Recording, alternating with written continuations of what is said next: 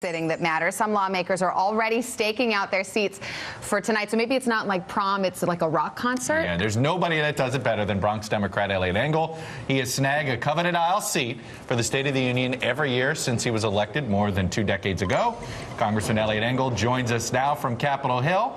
Congressman Engel, I got to now ask you 2 questions. Number one, I assume you have your seat. Is it on the left side of the aisle or the right side of the aisle, number one? And number two, who's your date? Well, I do have an aisle seat. This time it's on the Republican side, so that's a switch for me.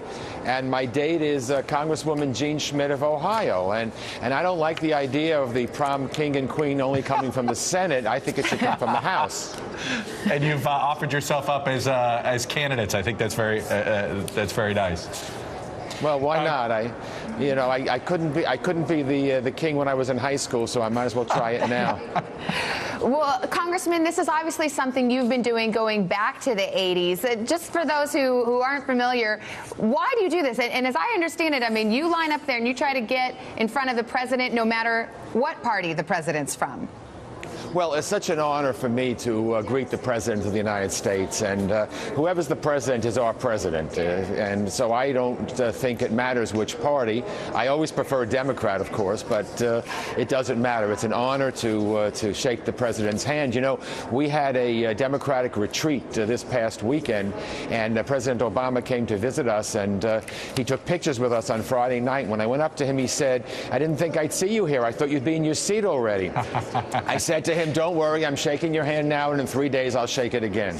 All right. Congressman Engel, I want to play you a clip from a State of the Union from Bill Clinton, which was in a similar political circumstance as President Obama finds himself now, from January 1995. Take a listen to this.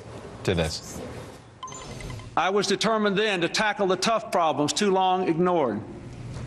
In this effort, I am frank to say that I have made my mistakes. And I have learned again the importance of humility in all human endeavor. But I am also proud to say tonight that our country is stronger than it was 2 years ago. Congressman, obviously President Clinton was in a different political situation, frankly, than President Obama is already feeling now. President Obama a little more confident thanks to a poll bump a little earlier than President Clinton got. But do you expect President Obama to acknowledge some of the political problems he faced in the first 2 years? Should he go as far as President Clinton did and almost apologize for some of his mistakes, if he believes he made any? No, I think what the president really needs to do, and I think he'll do it, is be conciliatory. Look, the mess that we're in is a mess not just created by Democrats or Republicans. It's a mess that was created going back in both parties, frankly. No party has the lock on fiscal responsibility. And I think the president just has to show that he's willing to work with both sides. And I think he is, and I think he'll show that. Supposedly, there's not going to be a lot of specifics, but I think in wake of what's happened in Tucson, Arizona, I think it's important for Congress to show unity and to show that we're working together. That's why I think these pairings, it's not just symbolism. Some people have, derided it as just symbolism. I think it's important. I try to be civil to everybody all the time on both sides of the aisle, 365 days a year, and I think we really need to do that. I think we set the tone for the country. We're going to have our differences, and they're going to be fierce differences. But the old adage, you can disagree without being disagreeable, and I think it's very true. Well, where have we heard that before? All right, Congressman Eliot Engel of New York, it's good to have you here, and we'll see you on network television tonight, no doubt, greeting the president. Thank you.